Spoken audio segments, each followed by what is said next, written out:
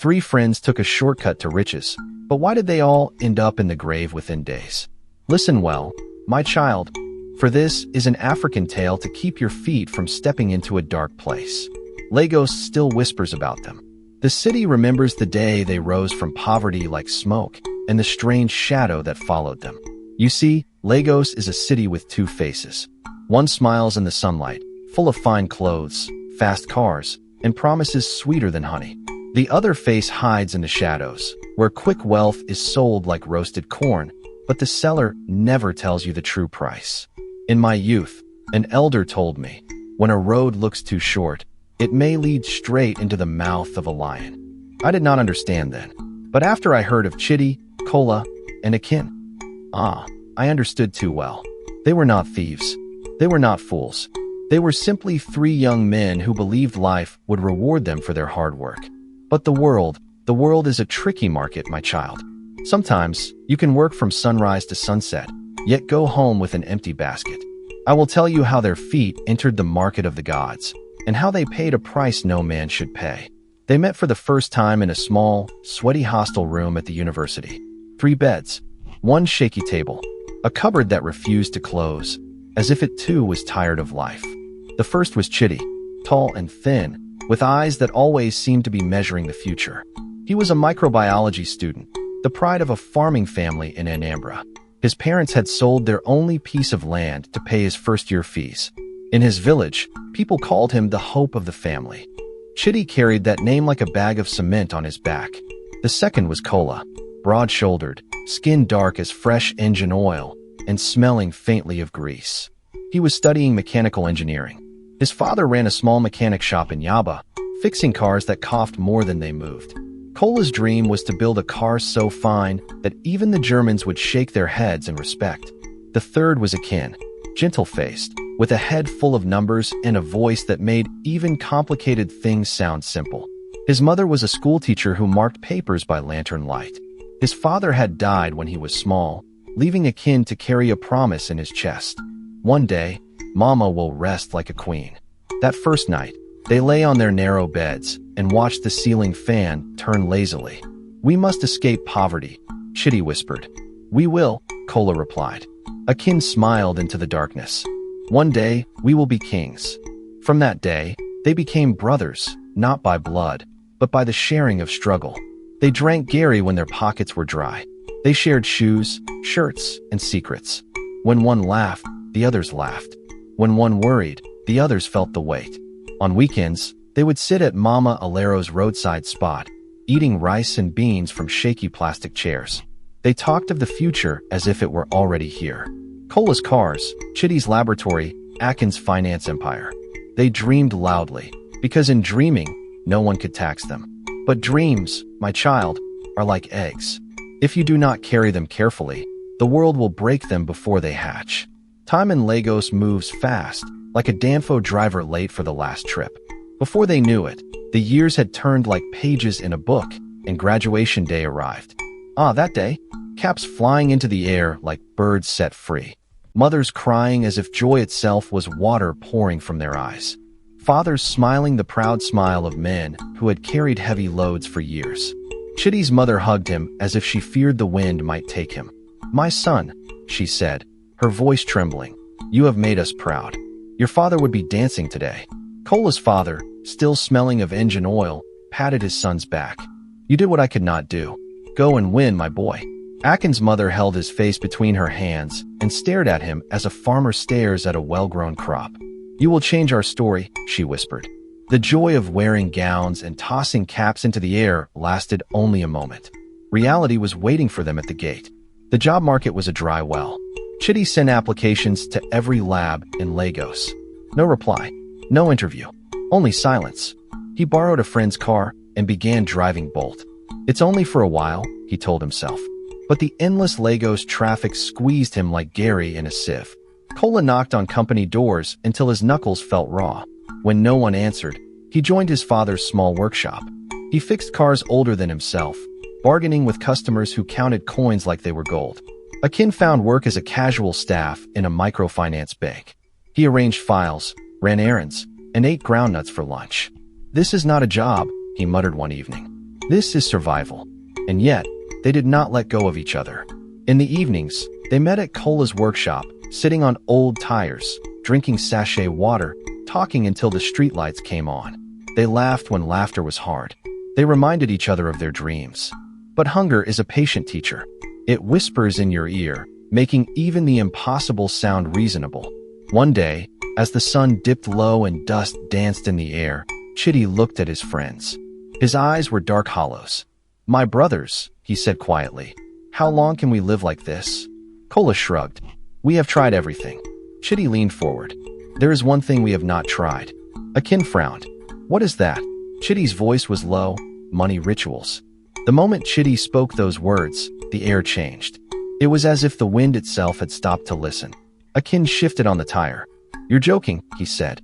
"I am not," Chidi replied, his eyes fixed on the dusty ground. "I heard of a woman in Asaba. People say she helps men cross the river of poverty." Kola tilted his head. "Cross the river," he repeated slowly, "or drown in it." Chidi's lips pressed into a thin line. "I am tired of begging life to be kind. I am tired of sweating and still going home empty-handed. If there's a price to pay, maybe it's worth it." Akin looked away, his jaw tight. "There are some prices you don't come back from, Chidi.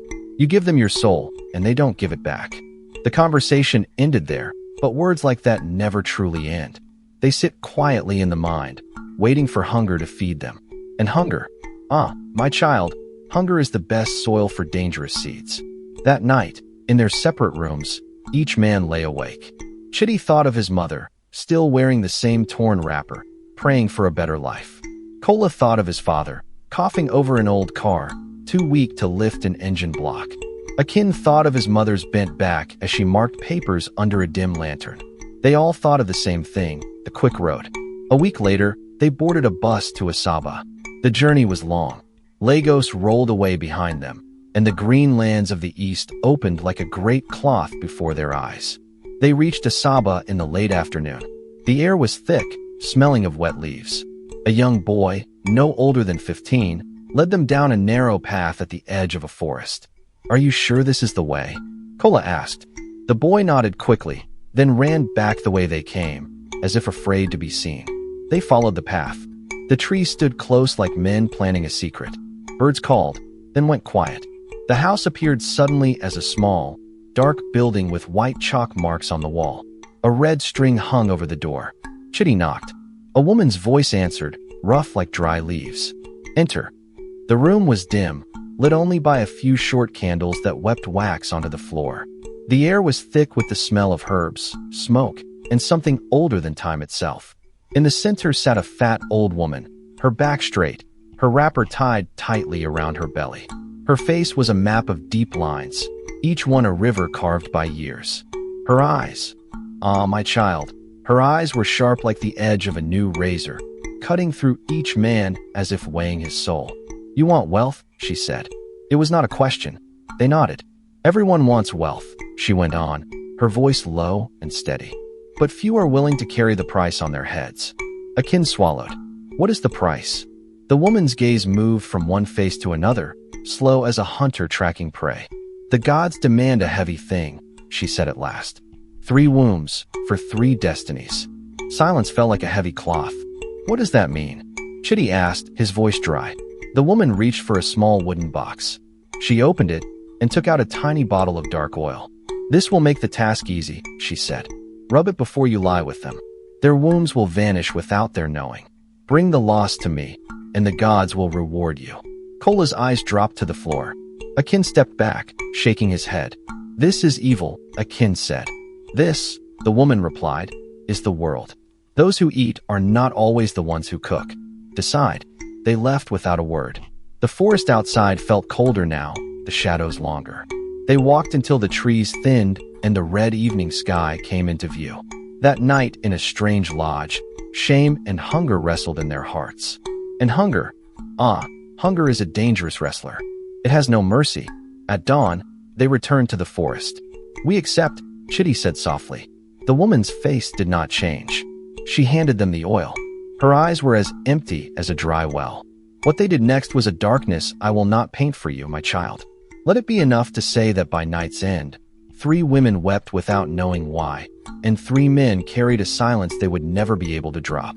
When they returned to the woman's dark hut, the air was colder than before. The candles burned lower, their flames bending as if afraid. The old woman's lips moved, chanting in a tongue that did not belong to the world of men.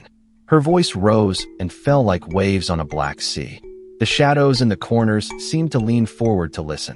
Then, she opened her eyes and fixed them on Chidi. "The gods have taken your gift," she said. "Now they will give theirs. But hear me well, what they give, they bind."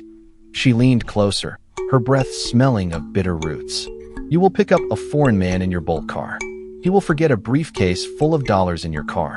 You will be rich. But from the moment you touch that money, you must never brush your teeth again. If you do, you will die." Chidi's heart slammed in his chest. "For how long?" "For all your days," she said. "Do you accept?" He hesitated, then nodded. "I accept." The woman turned to Kola. "A German automobile company will choose you to sell their cars across West Africa. The contract will make you a billionaire. But you must bathe only in rainwater. If any other water touches your skin for bathing, you will die." Kola frowned. "And if no rain falls, then you will not bathe," she said as if it were nothing. Kola's jaw clenched. "I accept." Her gaze slid to Akin. "The bank will mistakenly deposit billions into your account. You will grow rich before you can count to 10. But you must never sleep under a roof at night. Not in a house, not in a hotel, not even in a shed. If you do, you will die." Akin stared at her for a long time. "What is the use of a mansion if I cannot sleep in it?" "That," the woman said coldly, "is your price." The silence stretched until Akin nodded. "I accept." The woman sat back. "Go," she said. "Your wealth awaits you. But remember, the day you break your condition, that same day you will die." They walked out into the forest. The wind moved through the trees without sound, as if carrying away their old lives. The first sign came on a Sunday evening. Chidi picked up a foreign man at Murtala Muhammad Airport. The man had a deep accent and carried a black briefcase. He sat in the back seat, speaking politely, until they reached Victoria Island. He paid, smiled, and left. 10 minutes later, Chidi glanced in his rearview mirror, and there it was. The briefcase. His hands trembled as he pulled over. When he opened it, a sea of dollars stared back at him, neat bundles tied with bands. The air in the car grew heavy. His mother's torn wrapper flashed in his mind. Every insult he had endured from passengers became a faint echo. He closed the case, started the engine, and drove into a new life. That night, Lagos skies opened. Rain poured down like a blessing. Kola stepped into the yard behind his father's workshop and lifted his face to the heavens. The cold water rolled down his skin, washing away years of grease and dust. He laughed like a child. 2 days later, the email arrived, an invitation from a German automobile giant. The contract they offered was enough to build a kingdom. Showrooms would rise. Politicians would cut ribbons in his name. Akin's wealth came in the quiet of morning. He woke to his phone buzzing like an angry beehive. A strange figure glowed on his banking app, billions of naira sitting in his account. The bank called, but before they could reverse it, Akin's quick mind had invested, moved, and multiplied it legally. When he walked into the bank, men who once sent him for staplers now stood to open doors. "Good afternoon, sir," they said, bending slightly. The 3 brothers met again at Kola's new office, but the old tires and dusty floor were gone. Chidi arrived in a sleek new car. Kola's watch caught the sunlight and threw it across the room. Akin's phone rang without stopping. They hugged, laughed, and wept like men who had crossed a burning bridge. "We made it," Chidi said. "We did," Kola replied. Akin smiled, but there was a small shadow in his eyes. "Brothers," he said softly, "remember the conditions." At first, it was easy to obey. Chidi never brushed his teeth. He chewed bitter cola until his tongue turned dark. He sucked mints like a man addicted to fresh breath he could not truly have. When people leaned in to talk, he leaned back and laughed loudly to hide the distance. He bought his mother a big house, paid for a borehole in their village, and gave to charity with a smile that never quite reached his eyes. Kola bathed in rainwater. He placed barrels and bowls in every corner of his compound. During the rainy season, he smelled of fresh earth. His company grew like a yam in rich soil. New showrooms opened, governors shook his hand, and newspapers called him Nigeria's car king. He hugged his father often, saying, We are fine now. Akin never slept under a roof. His mansion stood like a palace, but every night, he left its shining gates to lie under bridges, in quiet parks, and inside his car. His body missed the softness of a bed, but he told himself the open sky was just another kind of ceiling. But, my child, wealth is a loud drum, and the longer it beats, the more people come dancing. Soon, the rules began to feel like chains. For Chidi, meetings with important men became a quiet torture. One senator leaned close during a deal and frowned slightly. Another shifted away mid-conversation. Whispers followed him in rooms where he had paid millions to be welcomed. For Kola, the trouble came when the sky changed its face. Harmattan arrived with its dry breath, and not a drop of rain fell. The barrels in his yard grew dusty. He used clothes to wipe his skin, but the sweat clung stubbornly. He tried designer perfume, but the smell of sweat grew strong. People greeted him and then turned away. His workers avoided standing close. His father asked gently, "My son, are you sick?" Kola shook his head and smiled too quickly. For Akin, the loneliness of the night began to press on him like a heavy blanket. His body was tired of pavements. His guards, confused, followed from a distance, shaking their heads in pity. The first whisper of temptation came quietly. A toothbrush in Chidi's bathroom, glistening under the light. A bottle of spring water on Kola's office table. A soft, white bed in Akin's mansion was calling him through the window. Temptation, my child, does not shout. It whispers. It tells you, just once. No one will know. The harmattan grew worse. The sky was pale and empty, the wind dry enough to crack lips. Kola stood in his office, staring at a bottle of spring water on his desk. It was an ordinary thing, clear liquid in clear plastic. Yet it seemed to glow in the sunlight, each drop inside whispering clean, fresh relief. He paced the room. Just a little to wipe my neck, he told himself. He sat. He stood. He picked it up. He put it down. Finally, with a sigh heavy enough to bend a tree, he locked the door, poured a little onto a towel, and wiped his neck. The cold wetness felt like life itself. He wiped his arms, his chest. He smiled. He did not notice the shadow settling in the corner of the room, watching without blinking. By evening, they found him slumped on the floor. The bottle lay beside him. The phone on his desk kept ringing, but Kola's hands would never lift again. The news reached Chidi before his big meeting with the senator. His legs felt weak. His throat went dry. "No," he whispered. "Not Kola." Grief sat heavily on his shoulders as he stood before the mirror, adjusting his tie. And then, it came, the faint smell from his own mouth. Sharp, unforgiving. He imagined the senator's frown, the polite retreat, the whispers afterward. He thought of the cameras. His mother watching on TV. Neighbors nodding. "See him. That's her son." The toothbrush lay on the sink like a weapon. Another voice in his head whispered, "You have suffered enough. Brush. Live like a man again." Chidi reached for it, paused, reached again, and brushed. Mint flooded his mouth. He closed his eyes, smiling through tears. 10 minutes later, his driver found him on the floor. The suit was still sharp, but his chest no longer moved. Akin heard of Chidi's death at sunset. The night felt colder than usual. The sky was full of stars, but they looked far away, uncaring. He paced his compound, walked to the gate and back, looked at his mansion, the warm glow from the windows, the soft bed upstairs calling like an old friend. Just for 2 hours, he told himself. I will wake before dawn. He climbed the stairs slowly, like a man climbing into his own grave. The bed welcomed him with softness he had missed for too long. His eyes closed before his head fully touched the pillow. He did not wake. 3 friends, 3 prices, 3 graves. At the funerals, people cried until their eyes ached. Mothers clung to coffins. Fathers stared at the ground, angry at the dust. Friends asked questions no one could answer. Pastors preached. The wind moved through the trees and said nothing. The police asked their own questions. Doctors wrote reports. Papers printed stories with loud headlines. Some people said it was stress. Some said it was a coincidence. Some said nothing at all, because they knew more than they were ready to admit. Kola's father returned to his small workshop. He wiped his tools and did not speak for days. The generator coughed, but he didn't rise to fix it. When customers came, he told them gently to try the shop down the road. Chidi's mother sat on the floor in her new house. She touched the wall as if it were her son's face. She whispered, We were almost there. She slept in her old wrapper.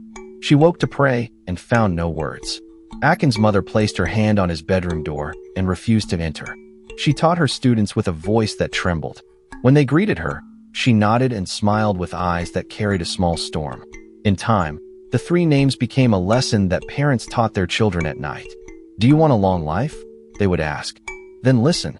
When you see a short road to wealth, ask who cut it and where the missing earth went. This African folktale is not only about greed. It is also about pain. It is about pressure that bends the back. It is about a world that asks too much from the poor and gives too little in return. So learn this too. When you see a young man standing tall, do not laugh if he falls. Ask what pushed him. Still, a choice is a choice. Thank you for watching. Please like, comment, and subscribe.